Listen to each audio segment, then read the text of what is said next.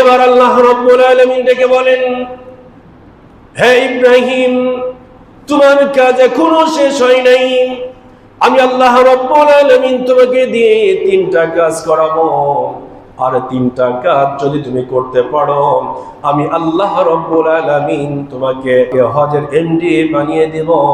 সুতরাং হে পয়গম্বর, 3টার মধ্যে 2টা তুমি ওকে করেছো, আর একটা তোমার সম্মুখে বাকি আছে। হে আমার পয়গম্বর ইব্রাহিম, 3 নম্বরটা তোমাকে করতে হবে।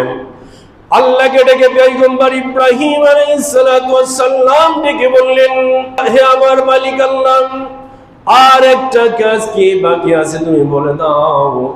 আমি পয়গম্বর ইব্রাহিম জানিয়ে দিলাম, তোমার হুকুম একটাও আমি ইব্রাহিম ফেলে দিব না। আল্লাহ রাব্বুল আলামিন এবার ডেকে وَأَذِّن فِي النَّاسِ بِالْحَجِّ يَأْتُوكَ رِجَالًا وَعَلَى كُلِّ ضَامِرٍ يَأْتِينَ مِنْ كُلِّ فَجٍّ عَمِيقٍ। হে ইব্রাহিম, আপনি ঘোষণা করে দেন, হজের জন্য এলান বাজিয়ে দেন, হজের জন্য আযান দেন, হজের জন্য ঘোষণা করে দেন, যাতে আপনার শব্দ শোনার পরে পৃথিবীর সমস্ত মানুষগুলো হজ করার জন্য আসবে বাইতুল্লাহতে। হযরত ইব্রাহিম আলাইহিস সালাতু ওয়াস সালাম আল্লাহকে ডেকে বলে, আল্লাহ, এই কেমন আদেশ তুমি আমাকে করলে আল্লাহ? এইখানে মানবহীন একটা জায়গা, মরুভূমি, আর মরুভূমি ছাড়া কিছুই নাই। যেদিকে তাকানো যায় শুধু মরুভূমি আর পাহাড়, এর বাইরে কিছুই তো দেখা যায় না। তো আল্লাহ, আমি যদি এই মরুভূমির মধ্যে আমি যদি এই হজের এলান যদি শুনিয়ে দিই, কোনো মানুষের কানে যাবে বলে আমি মনে করি না। সুতরাং আল্লাহ, আমি তোমার পয়গম্বর ইব্রাহিম এবং আমার সন্তান ইসমাইল, এই 2জন ছাড়া তৃতীয় কোনো মানুষ এখানে নাই। আর আমার মুখের শব্দ আওয়াজ কত দূরেই বা যাবে, আর আমি দু চোখে যত দূর তাকাই, কোথাও কোনো জায়গায় কোনো বসতি তো দূরের কথা, একটা মানুষের চিহ্ন দেখা যায় না। আল্লাহ রাব্বুল আলামিন বললেন, হে আমার পয়গম্বর ইব্রাহিম, আমি আদেশ করলাম, আপনার দায়িত্ব হলো আযান দেওয়া, এলান দেওয়া, হজের জন্য আহ্বান করা। আর আমি আল্লাহর দায়িত্ব হলো গোটা পৃথিবীর সমস্ত মানুষের কানে আপনার এই আযান পৌঁছা দেওয়ার দায়িত্ব। জোরে বলি সুবহানাল্লাহ। হযরত ইব্রাহিম আলাইহিস সালাতু ওয়াস সালাম আল্লাহর আদেশ মতো মাকাম ইব্রাহিমে দাঁড়িয়ে ইব্রাহিম আলাইহিস সালাতু ওয়াস সালাম আযান দিয়েছিলেন। আবার কোন কোন জায়গায় বলা হয়েছে পাহাড়ের চূড়ায় দাঁড়িয়ে তিনি আযান দিয়েছিলেন। মানব মণ্ডলীকে ডেকেছিলেন আল্লাহ রাব্বুল আলামিন। এই ইব্রাহিম আলাইহিস সালাতু ওয়াস সালামের ডাকটা গোটা পৃথিবীতে যত মানুষ ছিল সমস্ত মানুষের কানে আল্লাহ রাব্বুল আলামিন পৌঁছা দিয়েছিল। আর ওই ডাক শোনার সঙ্গে সঙ্গে গোটা পৃথিবীর যে সকল মানুষগুলো আল্লাহর ডাক শোনার পরে লাব্বাইক বলে শব্দ করেছিল, আওয়াজ দিয়েছিল, হাজিরা দেওয়ার জন্য বলেছিল, লাব্বাইক লাব্বাইক বলে যারা শব্দ করেছিল, আমার আল্লাহ রাব্বুল আলামিন বলেন ওই ব্যক্তিগুলো অবশ্যই অবশ্যই হজ পালন করতে পারবে। এখন প্রশ্ন আসতেই পারে, ওই ডাক তো আমরা শুনি নাই, তাহলে আমাদের অবস্থা কি হবে? গভীর মনোযোগ দিয়ে শুনুন।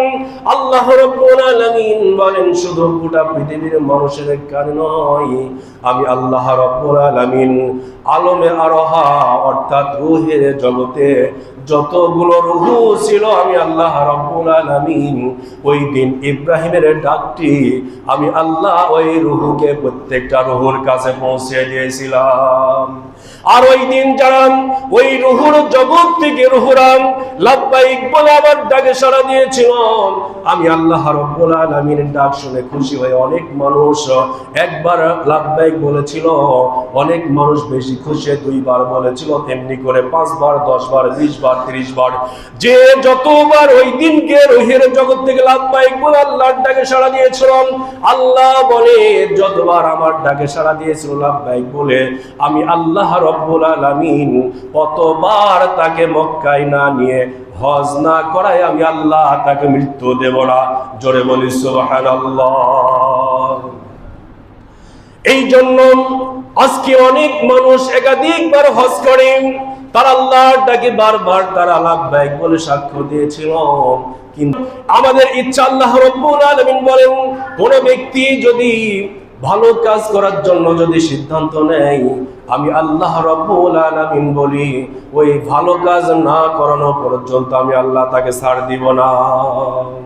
সুতরাং আজকে যদি ভিতরে তামান্না থাকে হজে যাওয়ার জন্য, বাইতুল্লাহ শরীফে হজ করার জন্য যদি আমাদের ভিতরে তামান্না থাকে, আল্লাহ রাব্বুল আলামিন কিভাবে নেবেন একটা ছোট্ট ঘটনা বলে মনোযোগ দিবেন।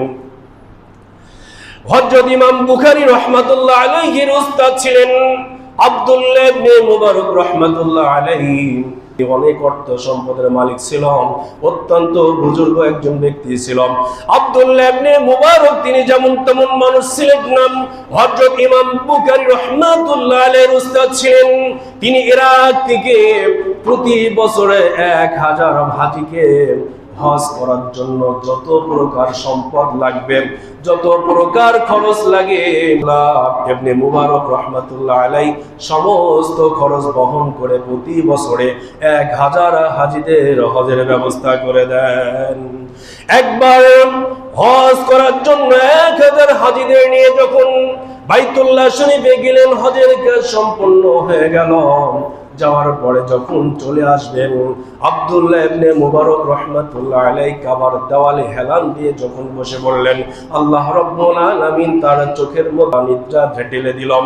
সঙ্গে সঙ্গে তিনি ঘুমিয়ে পড়লেন এবং স্বপ্ন যোগে দেখতে পেলেন দুইজন মানুষ এসে, একজন তার মাথার কাছে দাঁড়িয়েছেন আর একজন তার পায়ের কাছে দাঁড়িয়েছেন, এবং দুইজন একে অপরকে প্রশ্ন করতেছে। এবং একজন প্রশ্ন করে, হে আমার ভাই, এ বছরে বাইতুল্লাহ শরীফে হজ করার জন্য কতগুলো হাজি এসেছেন? অপরজন উত্তর দেয়, এ বছরে বাইতুল্লাহ শরীফে হজ করার জন্য 6 লক্ষ হাজি এসেছেন। অপরজন বলেন, এই 6 লক্ষ হাজিদের মধ্যে কতজন হাজির হজ কবুল হয়েছে? অপরজন বলেন, একজন হাজির হজ আল্লাহ রাব্বুল আলামিন কবুল করেন নাই। 6 লক্ষ হাজি হজ করতে আসলো আর একজনের হজ আল্লাহ কবুল করলো না, কেমন কথা? অপরজন বলল, তাহলে এই 6 লক্ষ হাজি বেকার অবস্থায় ঘরে ফিরে যাবে। অপরজন উত্তরে বলে, না না না, ওরা বেকার অবস্থায় বাড়ি ফিরে যাবে না। একজন ব্যক্তি হজ করতে আসি নাই, কিন্তু তারপরেও তার উসিলায় আল্লাহ রাব্বুল আলামিন 6 লক্ষ হাজির হজ কবুল করে দিয়েছে। আব্দুল্লাহ ইবনে মুবারক রাহমাতুল্লাহ আলাইহি তিনি ঘুমের মধ্যে এটা দেখার পরে ঘুমের মধ্যে তিনি দুইজনকে প্রশ্ন করছেন, ওই ব্যক্তিকে যে ব্যক্তির উসিলায় হজ 6 লক্ষ হাজির হজ কবুল হলো, ব্যক্তিটাকে বলম। তিনি বলেন, সিরিয়ার একজন মুসলিম, সিরিয়ার একজন ব্যক্তি জুতা সেলাই করে, স্যান্ডেল সেলাই করে, ওই ব্যক্তির উসিলায় আল্লাহ রাব্বুল আলামিন 6 লক্ষ হাজির হজ কবুল করেছেন। তিনি জেগে উঠলেন, ঘুম ভেঙে গেল। 1000 সাথীদেরকে বলল, হে আমার সাথী হাজী ভাইরা, তোমরা ইরাকের উদ্দেশ্যে চলে যাও আর আমি সিরিয়ার উদ্দেশ্যে রওনা হয়ে গেলাম।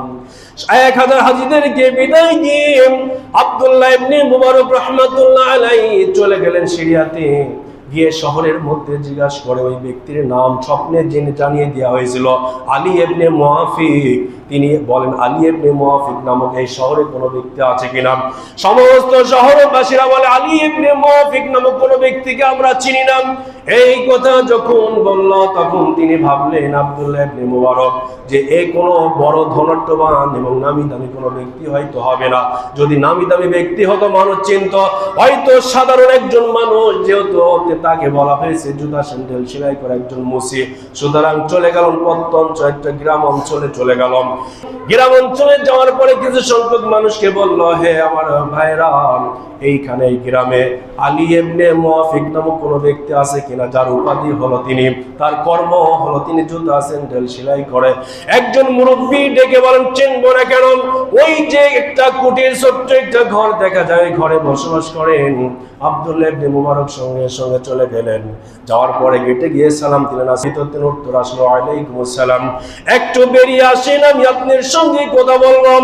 এবার আলী ইবনে মুআফিক যখন বেরিয়ে আসলো, তখন আব্দুল্লাহ ইবনে মুবারক বলেন, হে আলী ইবনে মুআফিক, তুমি কি এমন আমল করেছো বলো যে আমলের কারণে 6 লক্ষ হাজির হজ কবুল হয়ে গিয়েছে? আলী ইবনে মুআফিক বলেন, আমি কিছুই জানি না কেন এটা হয়েছে, তবে ভালো করে শোনেন একটা ইতিহাস। সেটা হচ্ছে কি, যে আমি হজ করতে যাওয়ার জন্য ভিতরে আমার অত্যন্ত ইচ্ছা পোষণ করেছিলাম, কিন্তু আমার অর্থ ছিল না, সম্পদ ছিল না, কিন্তু আমি মুসির কাজ করে এই টাকা দিয়ে আমি জমিয়ে জমিয়ে হজ করব, এরকম একটা সিদ্ধান্ত করে নিলাম। করার পরে প্রতিদিন আমি নির্দিষ্ট একটা অ্যামাউন্ট জমা করা শুরু করে দিলাম। করতে করতে একটা সময় হজের পরিমাণ যখন টাকা হয়ে গেল, আমি যখন হজ করতে রওনা হব, ওই সকালবেলা হজের জন্য যাব, রাতের বেলা আমার স্ত্রী গর্ভবতী। ওই স্ত্রী বলছে, হে প্রাণের স্বামী, আপনি হজ করতে চলে যাচ্ছেন, আমি তো গর্ভবতী, প্রসবের সময় অনেক মানুষ, আমিও মারা যেতে পারি, তবে একটাই আপনার কাছে চাওয়াটা পূরণ করবেন কিনা বলেন। স্বামী ডেকে বলেন, হে স্ত্রী, কি চাওয়া বলো। স্ত্রী এবার বলেন, আমার চাওয়া হলো আমি আজকে মাংস দিয়ে ভাত খেতে চাই, হে আমার স্বামী খাওয়াবে কিনা বলো। স্বামী বলে, এখন এই মুহূর্তে রাত্রে বেলা কিভাবে সম্ভব। তারপরেও খোঁজার জন্য, স্ত্রীকে খুশি করার জন্য যখন রওনা হয়ে গেলেন, যেতে যেতে গভীর রাত্রি দেখেন একটা বাড়ি থেকে মাংসের বাসনা বেরিয়ে আসে। ওই বাড়িতে যখন প্রবেশ করে ইবনে মুআফিক তিনি বলেন, হে বাড়িওয়ালা, আপনি গোশত রান্না করছেন, ওইখান থেকে কিছু অংশ গোশত আমাকে দেন। আমার স্ত্রী গর্ভবতী, তিনি খাওয়ার জন্য ইচ্ছা পোষণ করেছেন, একটু যদি দিতেন আমি আমার স্ত্রীকে খাওয়াইতাম। লোকটি বলে, হে আলী ইবনে মুআফিক, এই গোশত আমার জন্য জায়েজ, আপনার জন্য হারাম, সুতরাং আপনাকে দেওয়া যাবে না। এই বললো, তখন বলে, কেন তোমার জন্য হালাল, আমার জন্য হারাম? ওই ব্যক্তি বলেন, আজকে 3 দিন হয়ে যায় আমার চুলায় আগুন জ্বলে না, কোনো কাজকর্ম পাই নাই। আজকে সকালবেলা যখন কাজের জন্য বেরিয়ে গেলাম, কোথাও যখন কাজ পাই নাই, আমি ভাবলাম আমার ঘরে সন্তান, ছোট ছোট বাচ্চারা আছে, আমার স্ত্রী আছে, তাদেরকে তো খেতে দিতে হবে, কোথায় পাবো? একটা দেখলাম রাস্তার পাশে মরা গাধা পড়ে আছে, আর ওই মরা গাধার মাংস আমি কেটে নিয়ে এসে আমার স্ত্রীকে দিয়েছি রান্না করার জন্য। হে আলী ইবনে মুআফিক, এটা হচ্ছে আমার জন্য হালাল, আপনার জন্য হারাম, সুতরাং আপনাকে দিতে পারবো না। এই কথা শোনার পরে আলী ইবনে মুআফিক বাড়িতে চলে গেলেন। সমস্ত অর্থ যোগানো হজের টাকাগুলো ওই ব্যক্তিকে যা দিয়ে দেন, লম্বা ইতিহাস। দিয়ে দেওয়ার পরে ওই ব্যক্তি আফসোস করে, হায় এত ইচ্ছা ছিল হজ করতে যাব, কিন্তু যেতে পারলাম না।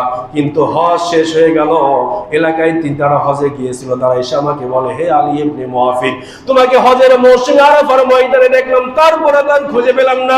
আরেকজন হাজী এসে বলেন, হে আলী ইবনে মুআফিক, তোমাকে কাবার চত্র দেখতে পেলাম, কিন্তু পরে আর খুঁজে পেলাম না। আর একজন এসে বলেন, হে আলী ইবনে মুআফিক, তুমি কাবার পাশেই আমার কাছে একটা পুতলা গেলে, পরে আর তো তুমি ফিরে আসো নাই, কিন্তু এই পুতলাটা আজকে তুমি নিয়ে নাও। আলী ইবনে মুআফিক অবাক হয়ে গিয়েছেন, আমি তো হজেই যাই নাই, তাহলে এত জায়গায় মিনাই, মুজদালিফা, আরাফায় এবং এই সব জায়গায় কি করে আসলাম, এবং হজের এই টুকলাগুলো কিভাবে দিলাম? এই কথা যখন বললাম, গভীর রাত্রিতে আলী ইবনে মুআফিক বলে আব্দুল্লাহ ইবনে মুবারককে বলেন, আমি ঘুমিয়ে আছি, আর আমার নবী স্বয়ং আমার স্বপ্নে এসে আমাকে বলছে, হে আলী ইবনে মুআফিক, তুমি যে হজে যাওয়ার জন্য ইচ্ছা পোষণ করেছিল, তোমার দিলটা বড় কান্নাকাটি করেছিল হজে যাওয়ার জন্য, কিন্তু পারো নাই, তাতে কি হয়েছে?